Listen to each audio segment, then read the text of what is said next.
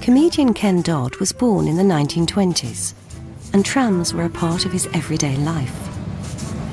Oh, this takes me back to when I was definitely a diddy man.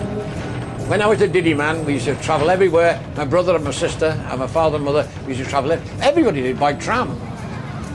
He's been tickling audiences for more than 60 years.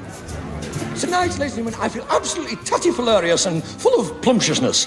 I do. It makes me absolutely discomnicerated to see that so many of you have turned up for the free soup. And... Put on the car, please. Right on the car, please. Anything go? Not surprisingly, he sees the funny side of trams. The little old lady said to the driver, she said, will I get a shock if I put my leg? If I stand on the tram line? He said, well, you will if you put your other leg on the overhead wires. As a child in the 1930s, Ken would travel with his family from his home in Knotty Ash to see friends and relations in various districts of Liverpool.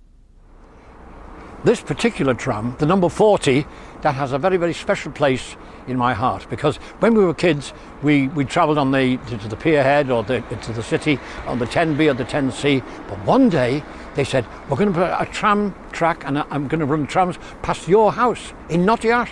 Whoopee! And they did, the number 40. And it was like when they went to the moon.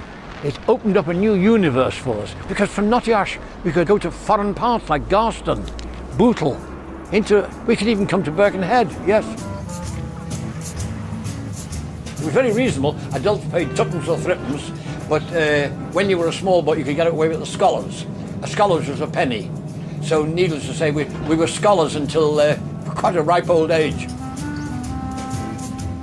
For Ken and other comedians, tram travel was always a source for their material. At the back there was the conductor, and he was the comedian. That's when Arthur Astley got his catchphrase, anything on? With his little ticket machine, taking the money in his bag, anything on? Anything on? Anything on? Right along the car, please. He had a joke for everybody, you know. Does this tram stop at the pier head?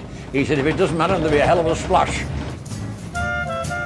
When Ken Dodd was 14, he became interested in show business and started performing at local community halls with a ventriloquist dummy. His career gradually grew, and it was the tram that allowed him to spread his theatrical wings, performing in Merseyside clubs and theatres and linking through to other transport, which opened up the country to him. We used to get the tram down to the pier head, come across on the ferry. Here at Woodside, you'd pick up a bus. It would take you to Ellesmere Port. That was my first job, Ellesmere Port. And then you travel to you might even go into Welsh Wales.